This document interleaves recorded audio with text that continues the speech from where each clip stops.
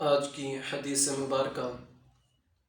حدثنا اسحاق بن سعید بن عمر بن سعید بن العاص حدثني أبي عن أبيه قال كنت عند عثمان فدعا بطهور فقال سمعت رسول الله صلى الله عليه وسلم يقول ما من امرئ مسلم تحضره صلاة مكتوبة فيحسن وضوءها وخشوعها وركوعها إلا كانت كفارة لما قبلها من الذنوب ما لم يؤت كبيرة وذلك الدهر كله۔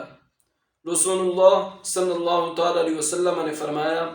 جو مسلمان آدمی فرض نماز کا وقت آنے پر اس کے لیے اچھی طرح وضو کرے، پھر پورے خشوع اور اچھے رکوع و سجود کے ساتھ نماز ادا کرے